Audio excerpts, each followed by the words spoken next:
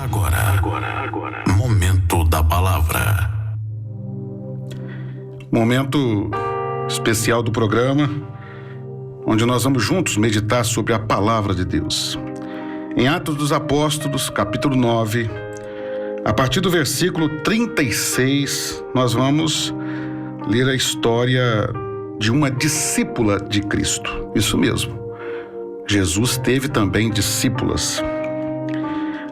Versículo 36, a partir diz: Havia em Jope uma discípula, por nome Tabita, que traduzido quer dizer Dorcas, a qual estava cheia de boas obras e esmolas que fazia. Ora, aconteceu naqueles dias que ela, adoecendo, morreu.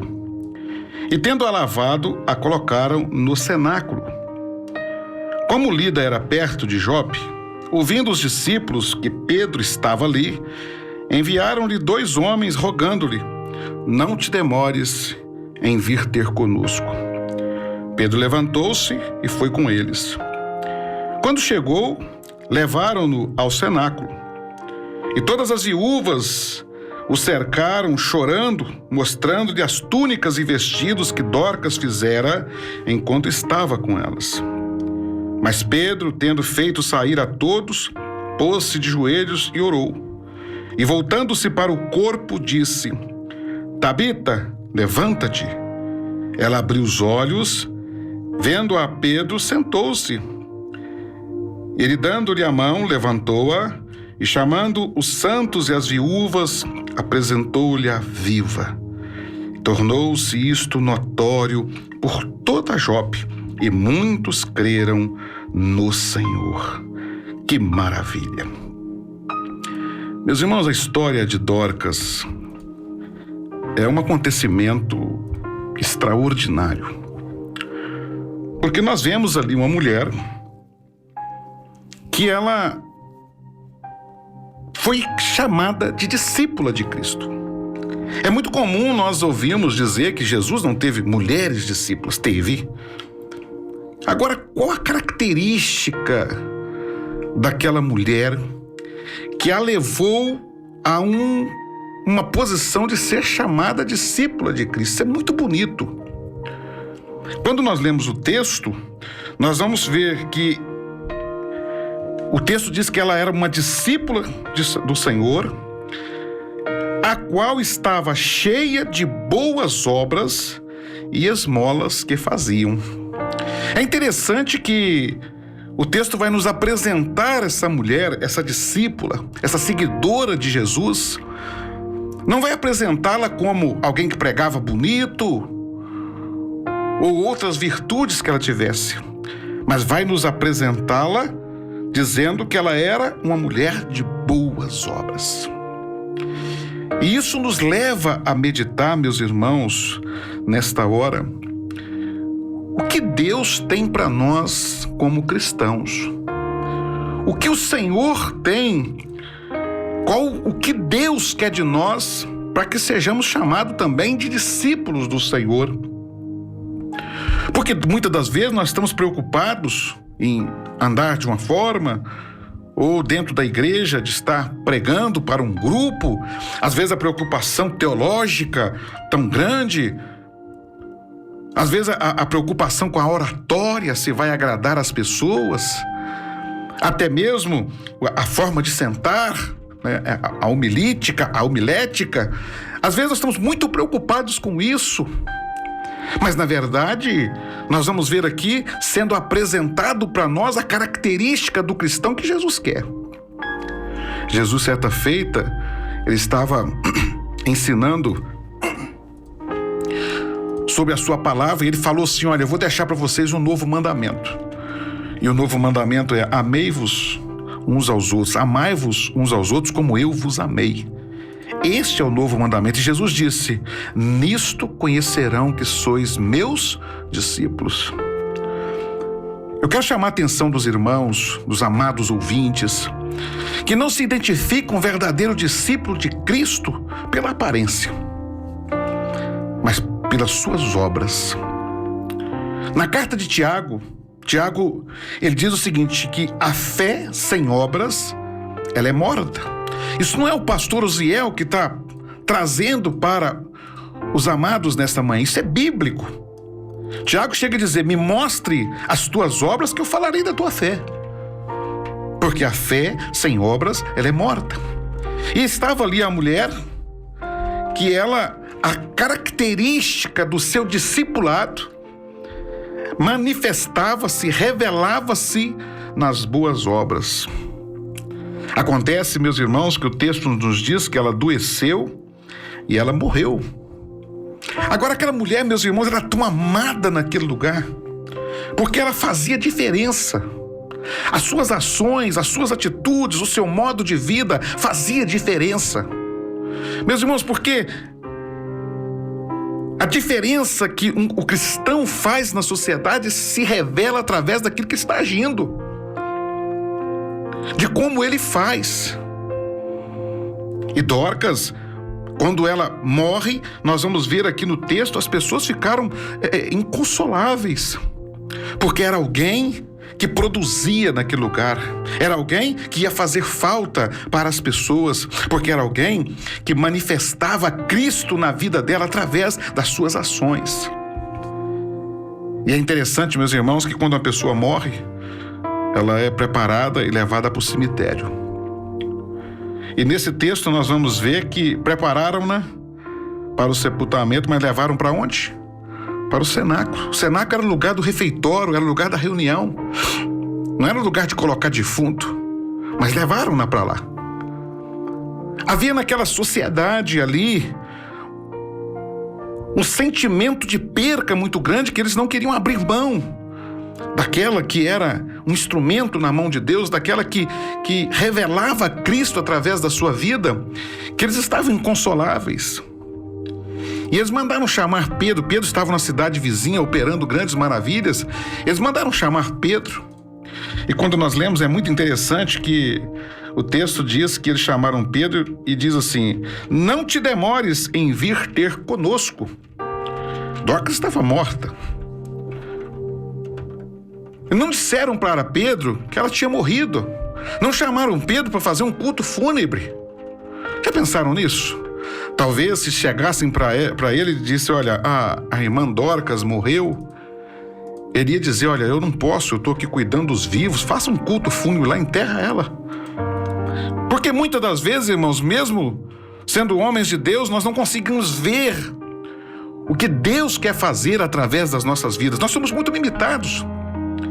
E então disseram: vem conosco depressa. Vem conosco porque... E Pedro foi. Interessante que quando Pedro chega naquele local, que ele vai descobrir que a razão dele ter sido chamado ali é porque Dorcas tinha morrido. E as viúvas ali, elas envolveram Pedro agora para mostrar a Pedro quem era Dorcas. E nós vamos ver que elas mostravam as túnicas que ela havia feito. E elas falavam daquilo que Dorcas fazia naquela cidade.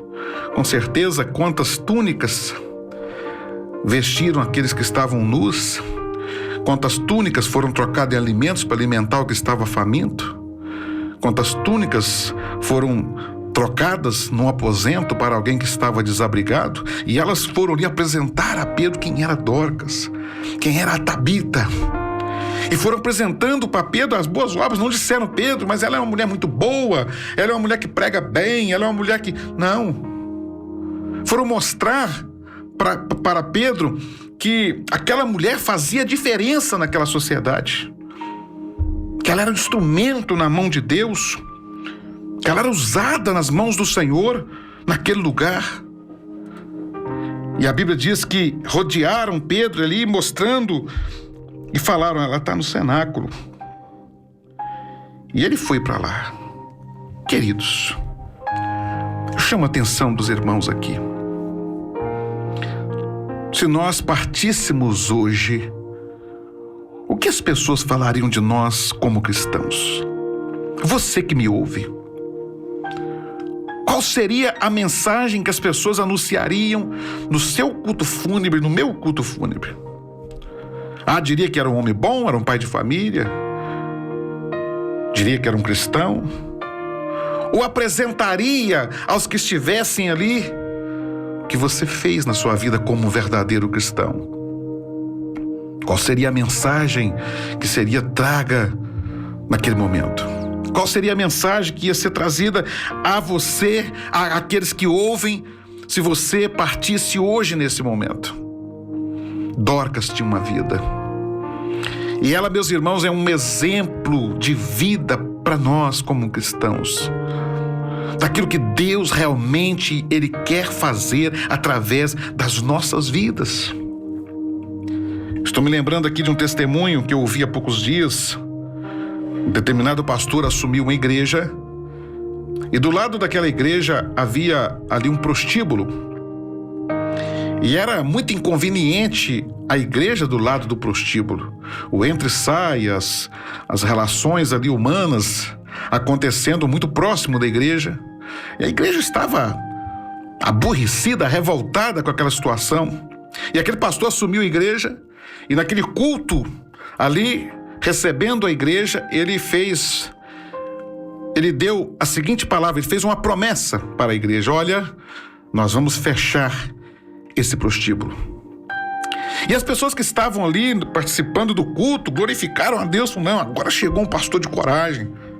Provavelmente ele vai levar a situação lá para o promotor da cidade, vai entrar na justiça e nós vamos acabar com isso aqui. Mas para a surpresa daquelas pessoas, aquele pastor, terminando o culto, ele foi até em casa, fez uma garrafa de café, pegou lá algumas quitandas, alguns quitutes, né? E ele foi junto com a sua esposa lá para o prostíbulo, levar para aquelas que estavam ali, fazendo o serviço que elas entendiam como seu trabalho. E ele começou ali, todos os dias, ele ia com a sua esposa, levava algo e orava com aquelas pessoas, abençoava aquelas pessoas e falava de Cristo para aquelas pessoas. E o resultado desse trabalho, em pouco menos de um ano, aquele prostíbulo foi fechado. E no lugar daquele prostíbulo se abriu uma casa, um abrigo para mulheres abusadas, para ex-prostitutas, ex-homossexuais, pessoas que precisavam de um cuidado. Aquele local se tornou um abrigo para pessoas necessitadas.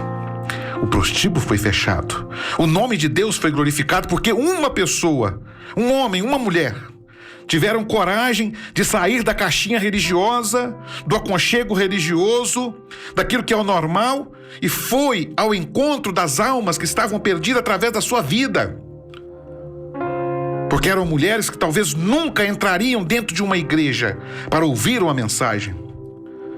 Mas houve um homem que teve coragem de ir até elas para falar do amor de Cristo através das suas vidas. Ele não foi lá para condená-las, ele não foi lá para julgá-las, ele foi para levar uma palavra de salvação. Aleluias! Meus irmãos, o Senhor, quando Pedro chega ali, aquelas mulheres estavam mostrando isso. Olha o que ela faz na sociedade. Olha o que ela faz. Meus irmãos, quando Jesus, é interessante uma passagem bíblica, quando Jesus foi conversar com a mulher samaritana, a Bíblia diz que a mulher samaritana, ela estava no 6º casamento dela. E naquele casamento ela estava vivendo com um homem casado em adultério. Então tudo indica que aquela mulher tinha uma vida, uma conduta moral muito duvidosa. Se não era uma prostituta, se não era uma adúltera, no mínimo, uma conduta de vida muito duvidosa. E Jesus, os discípulos foram para a cidade comprar algo. Quando eles chegaram, Jesus estava dialogando com aquela mulher sozinho ali. E às vezes eu fico pensando, um dia eu ouvi um pastor pregando sobre isso, eu fico pensando, se fosse nos dias de hoje, hein?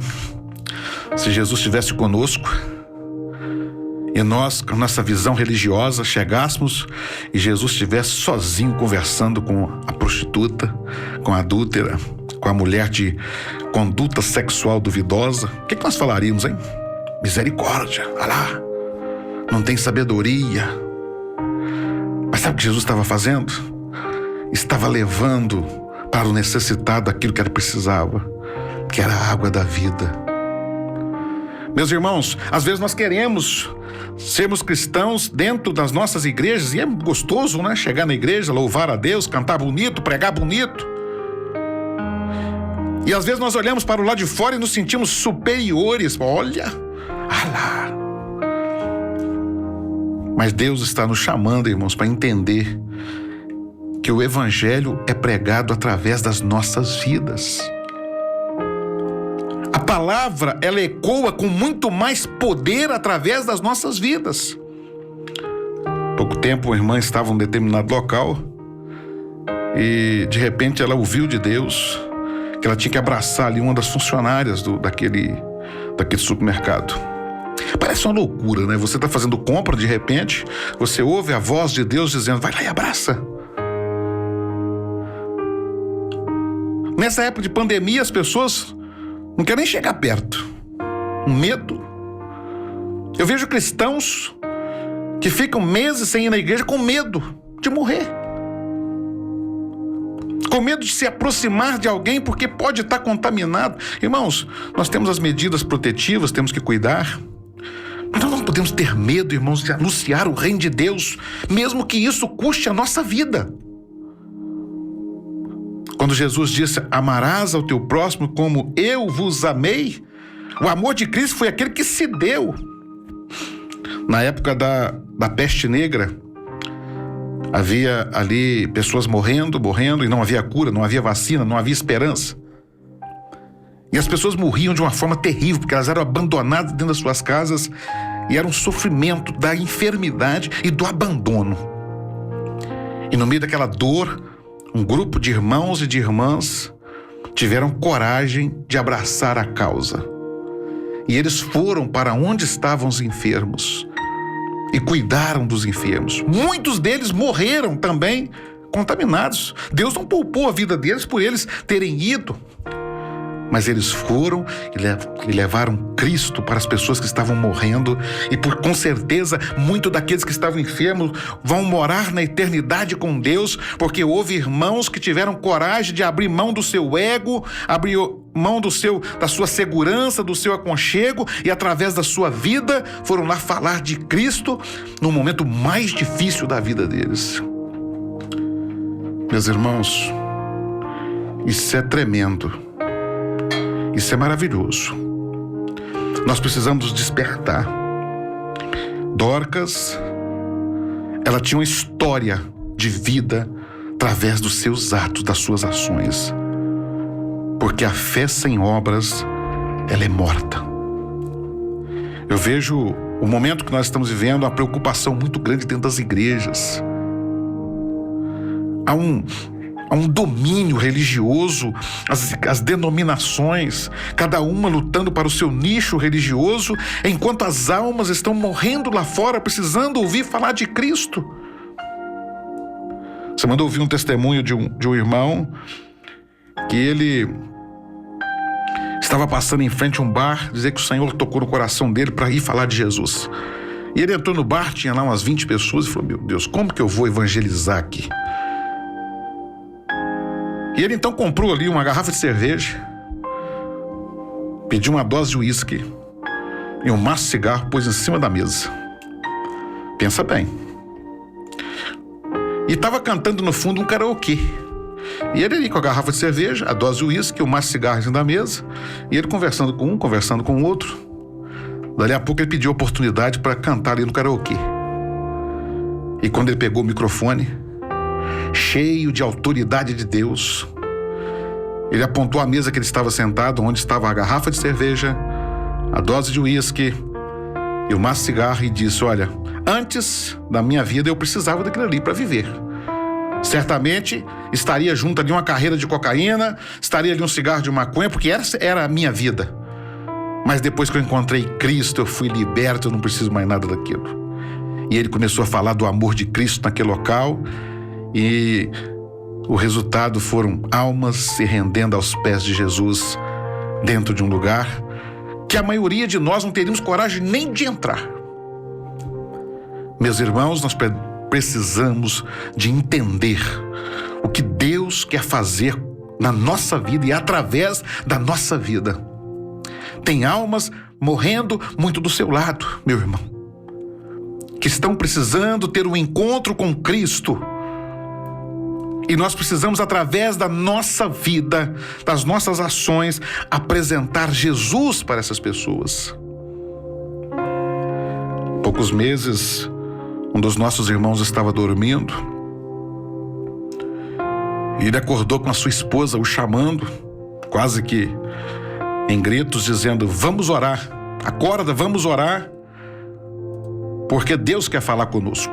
E eles ali foram orar juntos. E daquela oração surgiu o projeto Vidas em Cristo. Meus irmãos, que coisa maravilhosa. O projeto Vidas em Cristo surgiu em Deus trazendo em um momento de oração algo maravilhoso para acontecer na vida daquele casal e na vida da sociedade, com certeza. E a primeira coisa que Deus nos orientou foi a construção de um lar de idosos aqui em Manhumirim. E é maravilhoso, irmãos, como Deus trabalha na vida do homem e da mulher quando Ele abre o coração. E qual o propósito? Evangelizar. Porque, meus irmãos, quantas pessoas estão abandonadas nos lares de idosos espalhados, tiveram talvez uma vida inteira longe dos valores de Cristo, e talvez seja a última oportunidade que eles vão ter de ouvir falar de Cristo. E Deus falou àquele casal: olha, eu vou salvá-los através desse trabalho. Todos que entrarem ali vão ser alcançados com a graça, com a minha graça. Meus irmãos, nós precisamos desse despertamento. Pedro entrou, subiu no cenáculo, ele pôs os joelhos no chão. Por certo, Pedro apresentou aquela mulher e falou: Senhor, olha, quantos estão ali desorientados e precisam dessa mulher, porque ela faz a diferença nessa sociedade.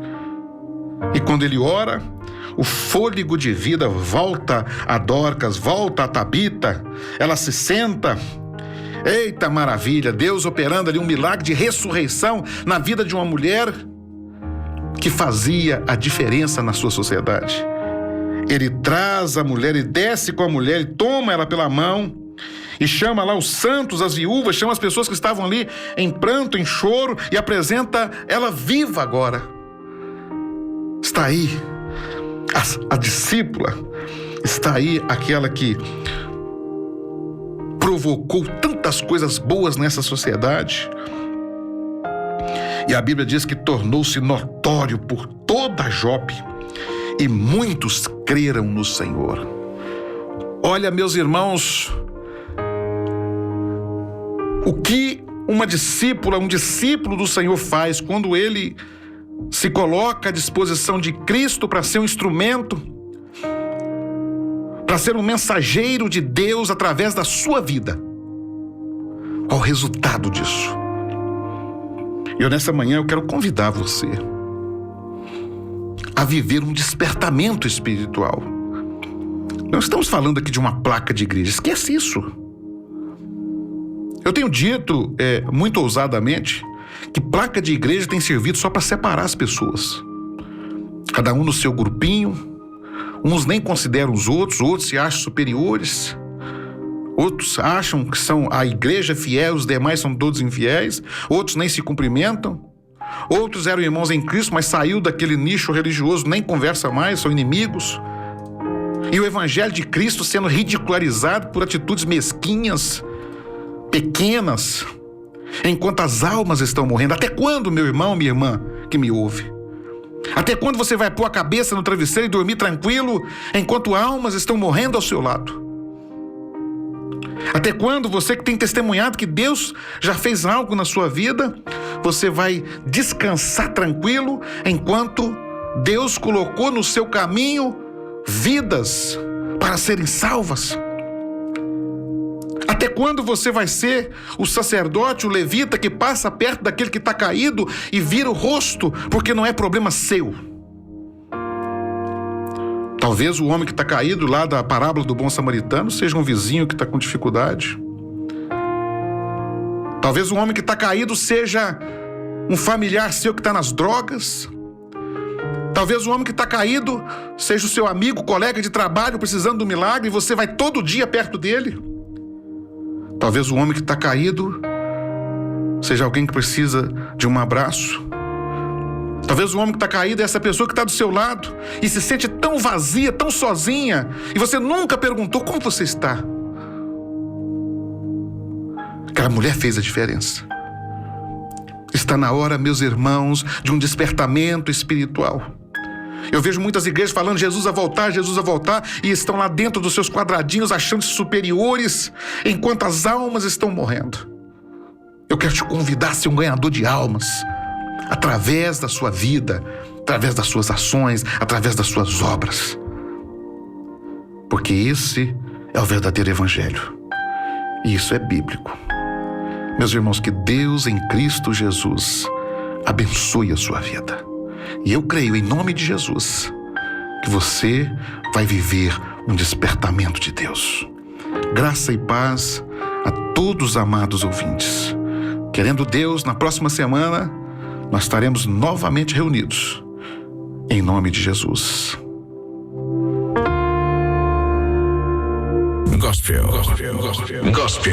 Gospel Hits.